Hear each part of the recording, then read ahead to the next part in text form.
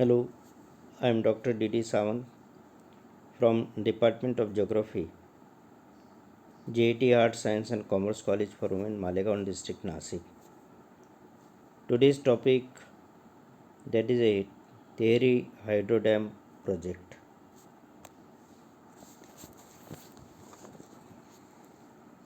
As a Tehri Dam project which was in progress and it is one of the most controversial river project in the world as regards the conflicts between environmentalists and local people on the one hand and the government and project authorities on the other hand regarding scientific, environmental and social issues. It is therefore desirable to discuss the official and environmentalist views on various aspects of the Tehri Dam project. As a dam is a solid barrier constructed at a suitable location across a river valley to store flowing water. If you will see that storages of water is utilized for following objectives. Those are for hydropower, second that is irrigation, next one for water domestic consumption, next droughts and flood control, next for navigational facilities, and last one there is other additional utilizations is to develop fisheries. So the silent features and objectives we will see that the high Tehri Dam is being constructed on the Ganga River, which is a holiest river of the country. Below the confluence of its two main head tributaries, for example, those are Bhagirathi and Belangana river in the hill district of Tehri in the state of Uttar Pradesh, which is in India. Geologically, the dam is being constructed in the fragile mid-Himalayan region. The major objectives of the projects are to impound floodwaters of Bhagirathi and the Bilangana into a large reservoir behind the dam, generation of hydroelectricity and irrigation of agricultural land in the western Uttar Pradesh. As we are observing this picture, and in this the project was approved and cleared by the Planning Commission of India in the year 1972, and the work was started by the Irrigation Department of Uttar Pradesh on April 5, 1978, but the progress was not satisfactory.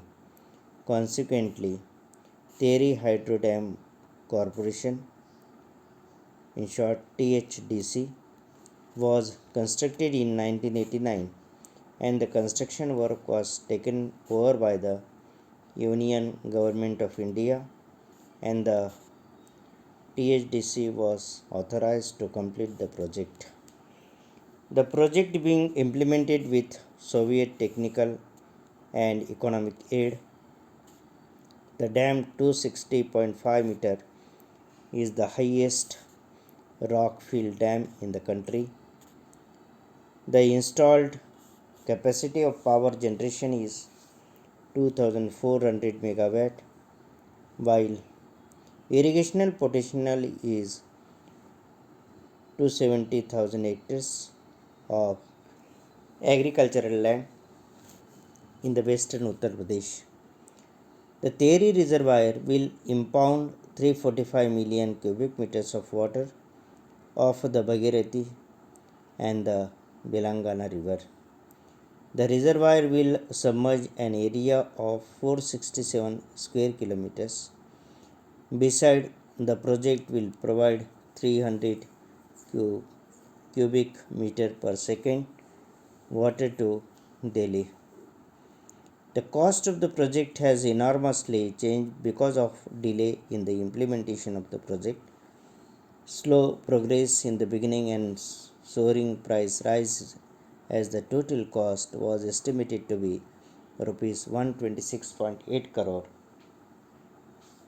means the 12.68 billion rupees at the time of the formulation of the project in 1967, and it was subsequently revised to rupees 197.9 crore. Hence, in 1977, this project was displayed on to 125,000 people as 172 villages, and Tehri town will be submerged under the Tehri reservoir. So the impounded water in the Tehri reservoir will generate 1000 megawatt of hydroelectricity in an underground power house constructed near the dam. If we see the objections of the project, that a siren of protest against the project was raised even at the initial stage of the formulation of the project. All the very outside the Tehri Dam affected people's committee was constituted on the ground, and most of the villages in the Bhagirathi Valley would be submerged and the people would be displaced. The leakage of the report of the project that the dam would be constructed on the epicentral tract of the dangerous Mahathir fault lying at the depth of 7.5 km beneath the proposed dam triggered off a new movement of protest against the project, and thus the people formed anti-Tehri Dam Committee. So thereafter the affected people moved a petition to the parliament, and no decision could be taken as the parliament was dissolved. The anti-Tehri Dam Committee moved a right petition in the Supreme Court and demanding the protection of the right to the life under Article 21 of the Constitution in November 1985. As a safety consideration of we will see that the Tehri Dam project is embroiled in a controversy mainly on three counts. Those were, as number one is a seismicity of the region and therefore safety problems of the dam. Number two, that is a environmental degradation and ecological imbalance. Number third, that is a displacement of local inhabitants and destruction of regional age old culture.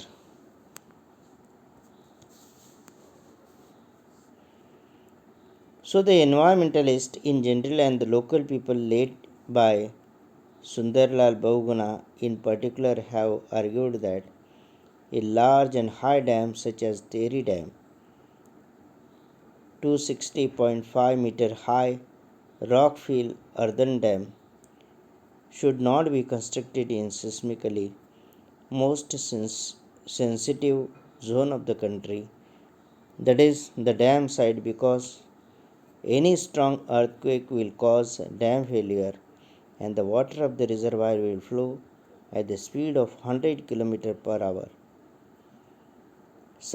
Consequently, the holy cities of Rishikesh and Haridwar, downstreams from the Tehri Dam, will be wiped out within 57 and 69 minutes, respectively, and even Delhi will be adversely affected. So, the protesters have mustered scientific support from some reputed earth scientists such as Professor Harsh K. Gupta of the Earth Science Institute, Trivandrum, Professor K. S. Waldia, an expert geologist on Himalayan geology, Dr. Vinod Gaur formerly Director NGRI and presently Secretary Department of Ocean Development, etc. Dr. Vinod Kumar has argued that the Himalayan belt is marked by prolific seismic activity, 8 major earthquakes of magnitude which is of 7.5 and larger on the Richter scale, and many smaller ones have occurred along the Himalayan front since the Great Assam earthquakes of 1897, and numerous geomorphic evidences of recent rejuvenation have been reported. The creation of large reservoir in a region which may already the critically stressed might induce rock failure, and if there is a dislocation near the dam, the 260-meter thick sheet of water supported by it an elevation of 550 meters above sea level would turn into a veritable agent of widespread devastation downstream. So, such toe, which was a contact on the downstream side, abutment, which were as a side of the valley on which the structure of the dam rests. So galleries are there, diversion tunnels are there, spillways are there, sluiceways are there. So against the argument of the authorities of citing the examples of the construction of Nevarek Dam in a seismic zone in the USSR, Professor Harsh K. Gupta has submitted that there can be no comparison in earth sciences. Even a dam can withstand an earthquake of 8.9 on Richter scale. There was 8.9 Richter scale earthquake in Garhwal region in 1803, which destroyed 80% houses in Srinagar, Garhwal. How can they guarantee that surrounding hill may not fall into the dam? A reservoir and the Van Dam tragedy of 1963 in Italy is not repeated. Environmental consideration, if you see that situation of the reservoir,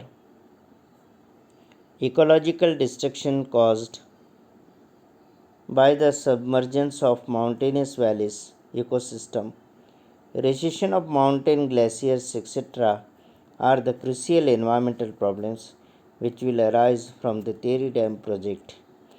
The environmentalists and protesters argue that long term studies of the rate of soil erosion, generation of debris, and silt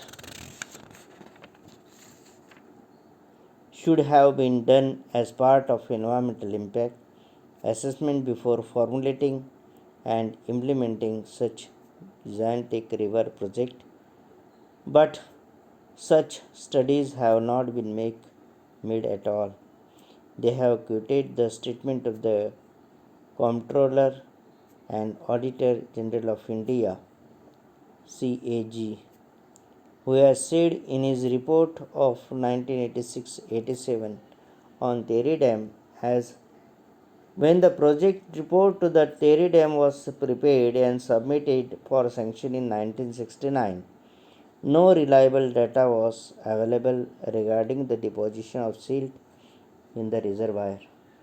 So the further argue that silt data were collected from only one site, that too only during 1973 to 1978 and 1981 and during 1982 to 1985, whereas the project was submitted for sanction in 1969 and even it was cleared in 1972.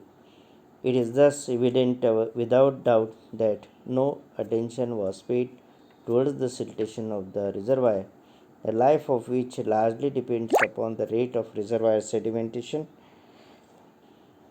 They maintain the siltation caused by enormous amount of debris contributed by soil erosion and landslides in the upper catchment area will reduce the life expectancy of the dam from 100 years as envisaged by the Tehri Dam projects around to